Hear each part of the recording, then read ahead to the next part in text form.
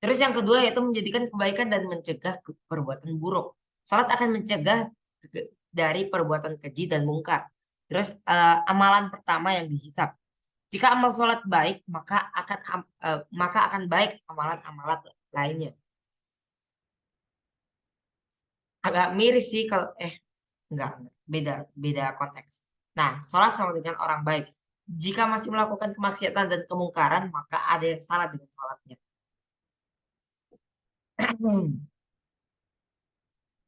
Nah, ini prinsip dasar sholat. Syarat wajib sholat ada tiga. Ini materi kelas 7. Yaitu yang pertama muslim, berakal, dan balik. Terus syarat sah sholat, yaitu memasuki waktu sholat, suci dari hadas dan najis, dan menghadap ke kiblat bagi yang mampu. Itu syarat sah sholat.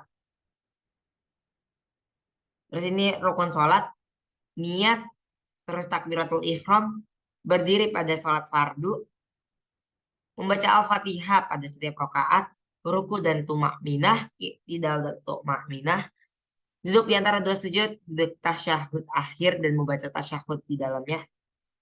Doa tasyahud yaitu yang atahiyatulillah wa sholawat, atahiyatulillah wa sholawat wa thayyibah.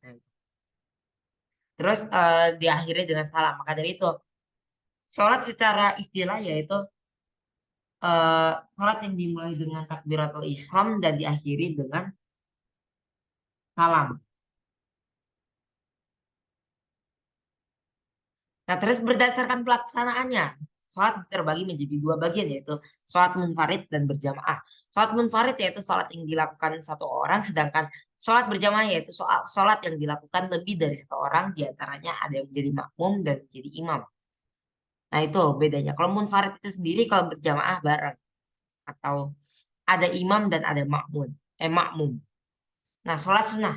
Sholat sunnah adalah sholat yang dilakukan mendapatkan pahala dan ditinggalkan tidak apa-apa, tapi merugi. Maksudnya merugi apa?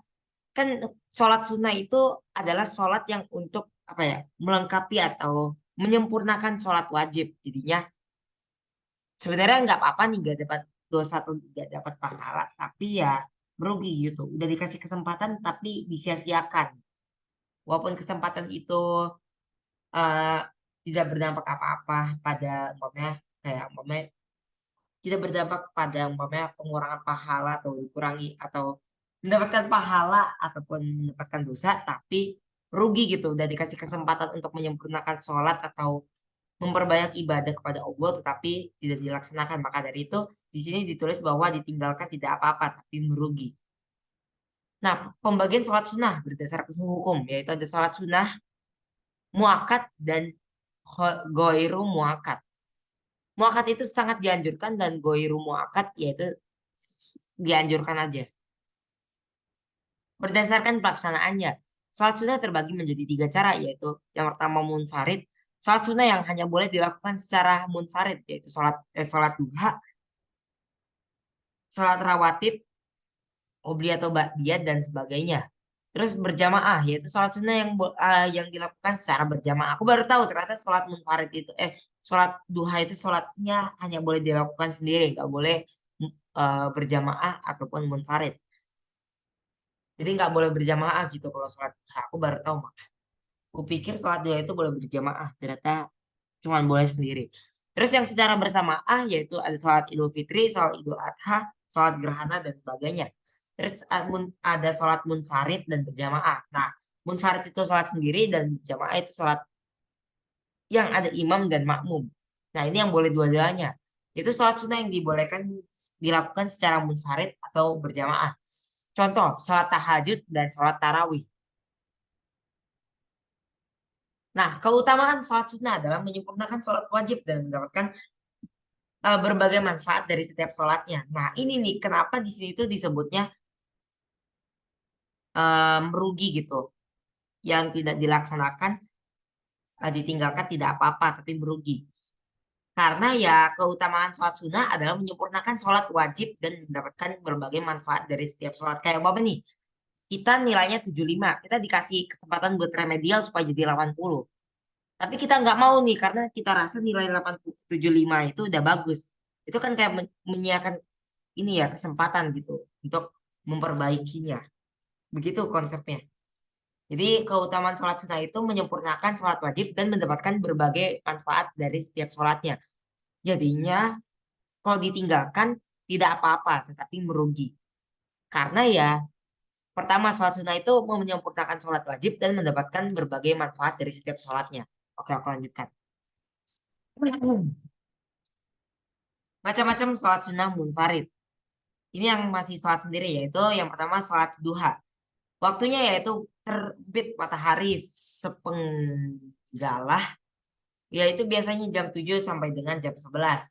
Jumlah rokaat yaitu 2 sampai dengan 12 rokaat. Tata cara, niat, takbiratul ihram, sholat seperti biasa, dan salam. Nah, ketentuan yaitu dilakukan 2 rokaat salam. Dilakukan 2 rokaat salam. Jadinya setiap 2 rokaat, umpama nih, udah 2 rokaat, terus salam, habis itu 2 rokaat lagi gitu. Iya gak sih? Oke, begitulah ketentuan sholat duha. Terus keutamaan, Allah cukupkan segala kebutuhan, diampuni dosanya sebagai sodako seluruh persendian. Nah, terus lafaz niat sholat duha ini sama aja kayak sholat yang lain, cuma diubah doang. Cuman diubah doang kayak usoli sunnatan. Usoli sunnata. Nah, ini di usoli sunnatannya itu tinggal diubah nih, tergantung sholatnya. Umpamanya witir. Jangan witir deh. Witir, kalau witir cuman rokaatin. Soalnya kan wahid, isnani, salasa. Witir itu kan harus genap ya. Usolli sunatan duha rokaataini lillahi ta'ala. Ini jadinya niat sholat duha. Usolli sunatan duha rokaataini lillahi ta'ala. Jadi kalau mau sholat wajib itu kan usolli fardu. Terus ada apa namanya? eh, menghadap kiblat. Nah kalau mau sholat sunnah itu cuma usolli sunnata. Nama sholatnya mau usolli sunnata Aidul Fitri. Rokaataini lillahi ta'ala. Itu. Itu lafaz niat salat duha yaitu usoli sunatan duha rakaat ini lillahi ta'ala. Yang dilakukan secara munfarid. Sunnah munfarid. Terus ini ada sholat tahiyatul masjid yaitu waktunya setiap memasuki masjid untuk menghormati masjid. Itu tujuannya. Salat tahiyatul masjid yaitu untuk menghormati masjid. Jumlah rakaatnya yaitu 2 rakaat. Tata caranya yang pertama niat, takbiratul ihram, sholat seperti biasa dan salam. Ketentuan dilakukan sebelum masuk duduk di masjid. Keutamaannya yaitu menghormati masjid. Niatnya ya ini usoli sunatan tahiyatul masjid. Rokata ini lillahi ta'ala. Tinggal diubah aja. Setiap nama sholat kan usoli sunata. Habis itu nama sholat jumlah rokatnya lillahi ta'ala. Karena ini sholat tahiyatul masjid, jadi kita ubah nih. Usoli sunata tahiyatul masjid. Rokata ini lillahi ta'ala. Gitu. Terus ada sholat rawatib itu. Sholat yang mengiringi sholat wajib. Yaitu waktunya yaitu qobliyah. Qobliyah itu sebelum sholat wajib dan ba'diyah. Setelah sholat wajib. Jadi qobliyah baru ba'diyah. Sholat qobliyah itu sebelum. Dan sholat ba'diyah itu setelah. Jumlahnya yaitu 2 rakaat atau 4 rakaat. Yang ada 4 rakaat itu eh, di sholat duhur. Terus tata caranya yang pertama niat. Terus yang kedua takbiratul ihram. Yang ketiga sholat seperti biasa dan salam. Nah, sholat rawatib, yaitu sholat yang mengiringi sholat wajib itu, dia itu udah boleh dilaksanakan saat udah azan. Jadi setelah azan baru kita laksanain sholat rawatib atau sholat qobliyah. Jangan sebelum azan, tapi kita apa mah ngelaksanain sholat rawatib. Jadi harus pas masuk waktu azan baru kita ngelaksanain sholat qobliyah. Nah, ini sholat sunnah rawatib. Ada qobliyah dan ba'diyah. Nah ini nih yang muakat dan goiro muakat. Nah yang muakat itu yang sangat dianjurkan, sedangkan yang muakat, yang goiro muakat yaitu yang dianjurkan saja. Contoh nih subuh 2 rakaat, yaitu eh, rawatib muakat karena sangat dianjurkan. Di sini juga dijelaskan nih keutamaannya yaitu lebih baik dari bumi dan seisinya, yaitu qobliyah subuh. Jadi ya, sholat qobliyah subuh itu merupakan sunnah rawatib muakkad karena sangat dianjurkan. Manfaatnya pun dan kebaikannya yaitu sangat baik, yaitu lebih baik dari bumi dan seisinya. Itulah qobliyah subuh. Terus zuhur itu ada dua nih, yaitu ada qobliyah dan ba'diyah. Kalau mamanya subuh itu cuma ada qobliyah, ada alasannya nih kenapa sholat subuh itu cuma ada ba'diyah, nanti kita bahas.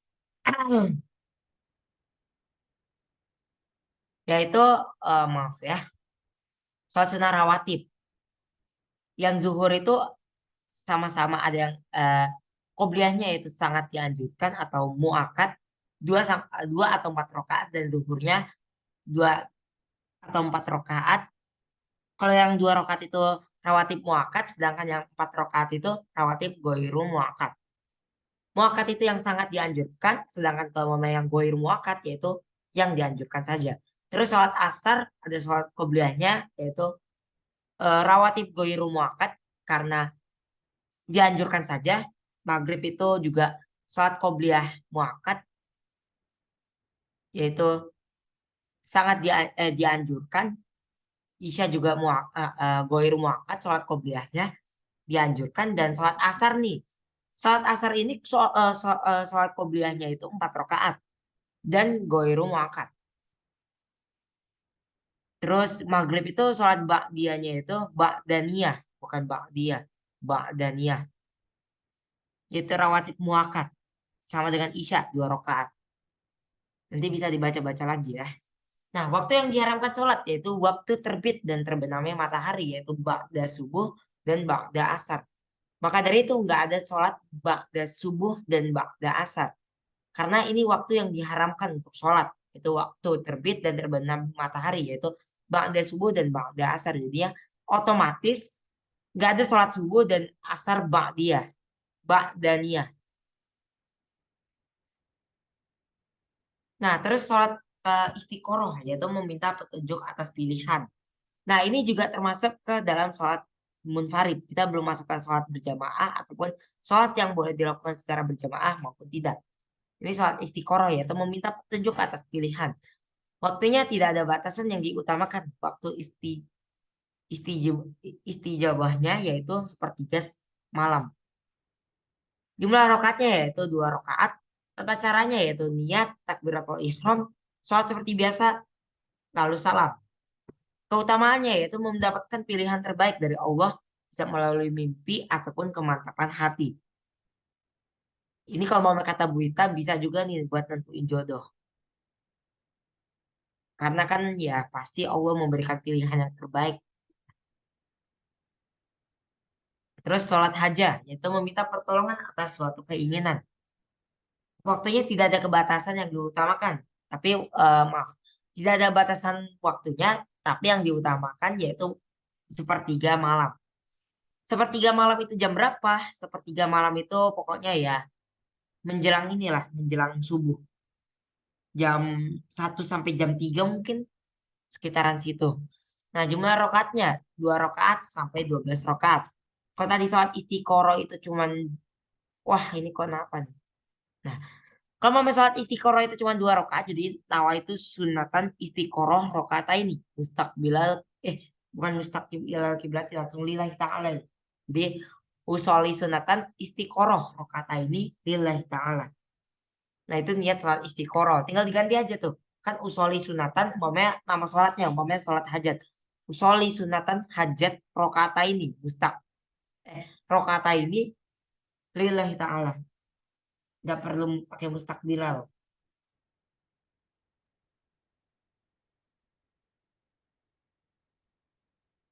Nah terus ini sholat hajat, yaitu sholat yang meminta pertolongan atas suatu keinginan. Tadi udah aku bahas ya. Pokoknya meminta pertolongan atau atas suatu keinginan, yaitu mendapatkan apa yang diinginkan. Kalau mama tadi sholat istiqoroh yaitu meminta petunjuk atas pilihan, sedangkan kalau mama sholat hajat yaitu meminta pertolongan atas suatu keinginan, itu bedanya. Terus ini ada sholat tobat, yaitu tidak ada batasan tapi diutamakan, yaitu istijabah, yaitu sepertiga malam. Jumlah rakaatnya yaitu 2 rakaat sampai 6 rakaat. Tata caranya niat, yaitu Soli sunatan taubat rokat ya taubat rokata ini lillahi ta'ala. Terus niat takbiratul ihram sholat seperti biasa salam. Keutamaannya yaitu Allah mengampuni dosa-dosanya atas kesalahan yang diperbuat. Terus ada sholat syukrul wudhu yaitu setelah selesai dari wudhu. Jumlah rakaatnya yaitu dua. Tata caranya niat takbiratul ihram sholat seperti biasa dan salam. Niatnya yaitu ya soli sunatan syukrul wudhu rokaat ini lillahi ta'ala. Tujuannya kemungkinan untuk apa ya? Aku lupa lagi tujuannya untuk memuliakan wudhu atau pokoknya sholat setelah wudhu lah. Bu Ita kalau nggak salah pernah ngejelasin sekilas, cuman aku nggak tahu deh. Kadang soalnya banyak hal-hal yang tiba-tiba melintas di pikiranku. Maksudnya ya hal-hal absurd. Oke, aku lanjutkan. Terus macam-macam sholat sunnah berjamaah. Kalau memang tadi kita udah ngebahas tentang sholat munfarid, yaitu sholat sendiri, sekarang kita masuk ke dalam sholat berjamaahnya. Nah, sholat Idul Aid, yaitu sholat Idul Fitri dan Idul Adha. Waktunya yaitu Idul Fitri 1 Syawal dan Idul Adha 10 Zulhijjah. 5 rakaat, 2 rakaat. Nah, ini niatnya disesuaikan aja. Kalau mau sholat Idul Fitri yaitu usoli sunatan Idul Fitri rakaat ini lillahi ta'ala. Sedangkan kalau mau sholat Idul Adha yaitu usoli sunatan Idul Adha rakaat ini lillahi ta'ala. Gitu aja. Jumlahnya yaitu 2 rakaat. Tata caranya yaitu niat. Terus yang kedua takbiratul ihram 7 kali rakaat pertama dan rakaat kedua bacanya subhanallah walhamdulillah wala ilaha illallah wallahu akbar. Terus sholat seperti biasa, salam dan khutbah. Jadi khutbahnya itu setelah sholat Idul Fitri atau sholat Id lah. Keutamaannya yaitu menyempurnakan kesucian di hari yang fitri. Terus sholat gerhana bulan yaitu khusuf dan sholat matahari yaitu kusuf. Beda ini khusuf dan kusuf. Waktunya yaitu pada saat gerhana. Jumlah rakaat yaitu 2 rakaat. Keutamanya itu wujud kebesaran Allah atas fenomena alam yang terjadi.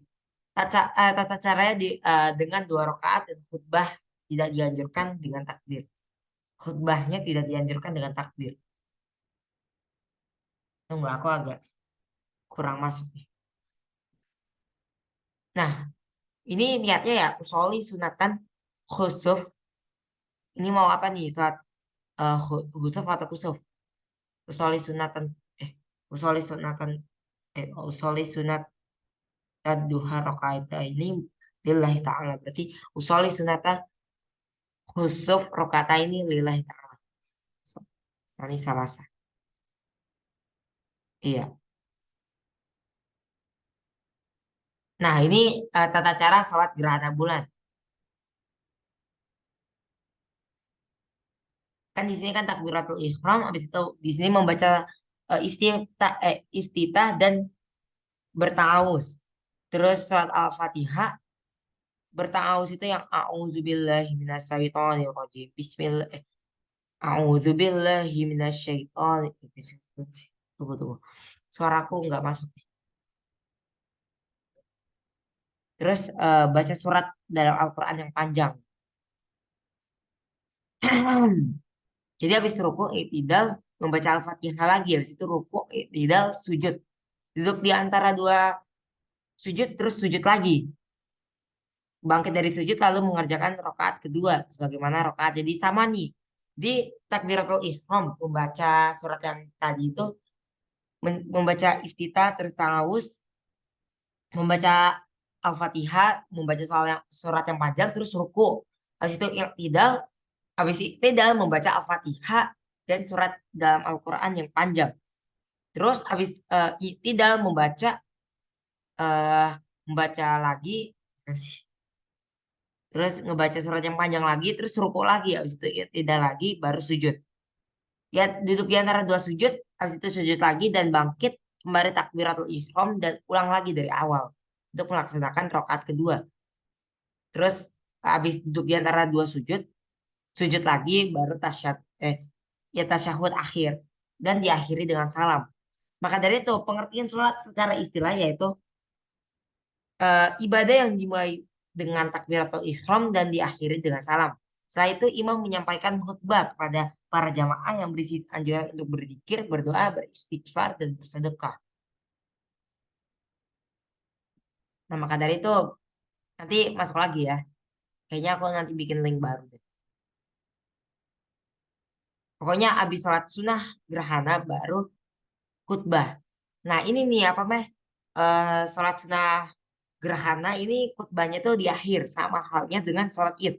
Sholat id juga khutbahnya di akhir. Terus sholat istisqa yaitu sholat meminta hujan.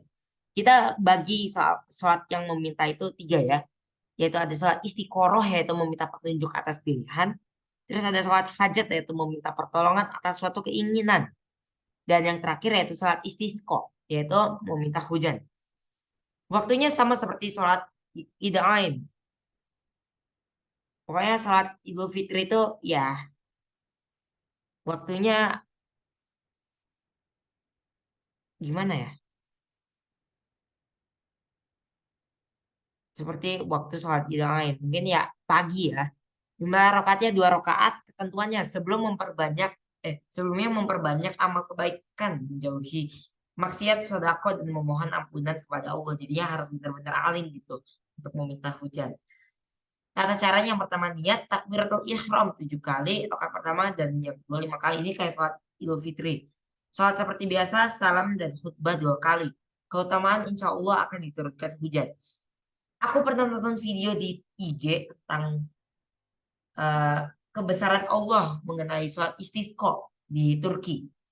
Jadi pada saat itu Turki itu mengalami kekeringan, kemarau jadinya Presiden Turki yang sekarang aku lupa Dogar atau siapa kayaknya bukan Dogar deh. Siapa sih nama Presiden Turki aku lupa lagi.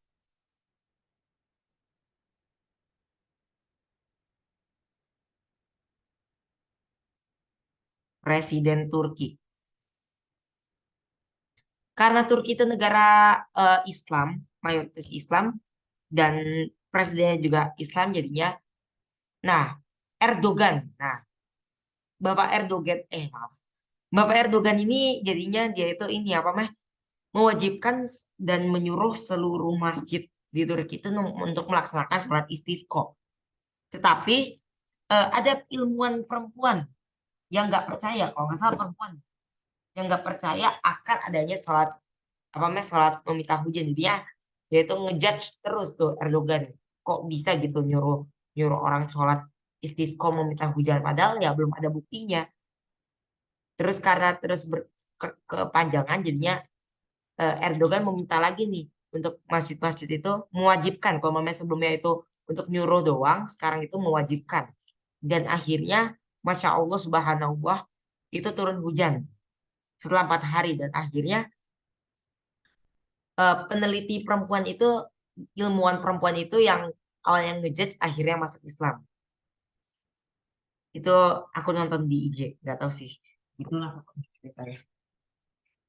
IG ku isinya tentang ya nggak jelas lah. Perjuangan ibu melahirkan, habis itu perjuangan ibu mengasuh anak, terus tentang ini apa namanya mengasuh anak, terus apa sih kalau bahasa-bahasa apa bahasa-bahasa ininya bahasa bahasa psikolognya sih itu yang katanya kalau Kak Basel kan gitu ya. Aku lupa sih Kak Basel itu apa manusia yang jelas apa ya pokoknya pola asuh anak lah. Aku lupa nama bahasa ilmiah psikolognya apa. Aku sih nggak mau pakai nama psikolog ya, soalnya aneh-aneh. Walaupun diakui oleh peneliti, tapi kalau menurutku malah bikin orang lebay. Itu kalau pendapatku. Maaf kalau mama ada yang kesinggung. Karena percaya dengan apa sih yang pola mengasuh anak itu. Pokoknya itu kultum favoritku kalau mama sholat Jumat di komplek. Karena kebanyakan bapak-bapak yang hadir jadinya ada kultum mengasuh anak. Apa sih namanya itu? Bukan kultum, ceramah Jumat. Parenting. Nah itu parenting, materi parenting. Kebanyakan gitu. Materi parenting, habis itu tentang bola, anime. Cuman ya anime gitu lah. Nah habis itu kita lanjut ke macam-macam sholat sunnah yang boleh munfarid dan berjamaah. Jadi boleh munfarid dan berjamaah. Aku ulang lagi ya dari awal. Nah, kalau mau sholatnya munfarid yaitu yang pertama ada sholat duha, tahiyatul masjid dan sholat rawatib. Terus ada sholat istiqoroh dan sholat hajat, juga sholat taubat, syukur wudhu, itu sholat yang dilakukan sendiri, yang hanya boleh dilakukan sendiri atau munfarid. Ada 7. Terus ada sholat sunnah berjamaah, yaitu ada 3, yaitu sholat idul fitri dan idul adha, sholat id ain, sholat gerhana bulan, yaitu khusuf, dan sholat gerhana matahari, yaitu kusuf, dan sholat istisqa, yaitu meminta hujan, itu masuknya ke dalam surat sunnah berjamaah. Terus ini macam-macam sholat sunnah yang boleh munfarid dan berjamaah. Yang pertama ada sholat tahajud, yaitu waktunya malam hari sampai dengan sebelum subuh. Lebih utama sepertiga malam terakhir. Jadinya sepertiga malam terakhir itu ya jam 1 sampai jam 3 lah. Kira-kira segitu kalau perhitungan, nggak tahu sih. Terus jumlah rokatnya yaitu 2 rokat sampai dengan tidak terbatas. Jadi kalau mau sholat, mungkin kalau memang mau sholat 10 rokaat, 12 rokaat, 20 rokaat mungkin boleh aja. Terus tata caranya itu yang pertama niat, takbiratul ihram, salat seperti biasa dan salam. Keutamanya itu Allah akan menjaganya dan mengabulkan doa-doanya. Itu keutamaan sholat tahajud. Pokoknya sholat tahajud itu sholat yang inilah. Aku lupa sih sholat tahajud itu disebut sholat apa. Nanti kita ada, soalnya di latihan kalau nggak salah ada. Terus ada sholat tarawih, yaitu waktunya setelah sholat isya sampai dengan sebelum subuh di bulan Ramadan. Jumlah rakaatnya itu 8 atau 20 rakaat. Tata caranya yaitu niat, takbiratul ihram, salat seperti biasa dan salam. Keutamanya yaitu menyempurnakan ibadah puasa. Dan sholat witir yaitu sholat penutup. Itu waktunya yaitu setelah isya sampai terbit fajar. Jumlah rakaatnya itu yaitu bilangan ganjil, yaitu 1, 3, 5, 7, 9 atau 11. Niatnya yaitu niat takbiratul ihram, sholat seperti biasa, salam. Keutamanya Rasulullah tidak pernah meninggalkan sholat witir sebelum tidur. Nah, sholat witir niatnya itu beda dari sholat, kan kalau mama itu kan rokaat ini. Lillahi ta'ala, kemudian sholat witir, usoli sunatah witir, mama 1 rokaat nih. Usoli sunatah witir, rokaatin, lillahi ta'ala. Kalau mama 3 rokaat, usoli sunatan witir, rokaat. Aku lupa sih, rokaat ini salah sah, lillahi ta'ala. Kan wahid isnani salah sah. Kayak sholat, apa meh, niat sholat maghrib cuma diubah dikit. Oke, terima kasih. Aku bahas di buku ya. Ini aku dapat dari crushku bisa dibilang. Jadinya enggak sih. Jadinya kita mulai aja. Ini tentang materi sholat sunnah. Nah, dalam Islam hukum mengerjakan sholat sunnah ada 2. Yaitu sholat sunnah wajib dan sholat sunnah. Nah, sholat sunnah, maaf. Sholat sunnah merupakan sholat tambahan yang penting dan untuk diperhatikan kedudukannya. Selanjutnya diusahakan untuk dilaksanakan semampunya. Dalam ilmu fikih, sholat sunnah dikenal dengan sholat tatawu. Nah, mungkin tiba-tiba keluarkan di ulangan Bu Ita, sholat sunnah dalam ilmu fikih disebut juga sholat tatawu. Nah, itulah tak tahu, kayak tak tahu. Soalnya kan di bawah titik itu kan T itu ada, di bawah T yang ini kan ada titik ya. Jadi tak tahu. Cuman aku nggak tahu gimana cara bacanya. Nah, sholat sunnah itu banyak macam dalam bentuknya. Seperti sholat tahajud, witir, duha, khusuf. Khusuf itu sholat gerhana bulan, sedangkan kusuf itu sholat gerhana matahari. Terus istisqo, idain, tarawih, istiqoroh. Istisqo itu sholat untuk meminta hujan, kalau nggak salah. Terus istiqoroh itu ya itu untuk memilih 2 pilihan. Terus sholat tahiyatul masjid, sholat apa nih? Sholat wudhu yaitu syukro wudhu dan rawatib. Istisqo itu sholat meminta hujan kalau nggak salah. Iya, sholat istisqo itu meminta hujan, sedangkan kalau istiqoroh yaitu meminta petunjuk atas pilihan. Kalau sholat hajat yaitu meminta pertolongan atas suatu keinginan. Jangan sampai ketukar. Jadi ada itu tuh macam-macamnya. Itu ada sholat tahajud, witir, duha, khusuf, istisqa, idain, tarawih, istiqoroh, tahiyatul masjid, sunnah syukru wudhu, dan rawatib. Sholat-sholat sunnah ini penting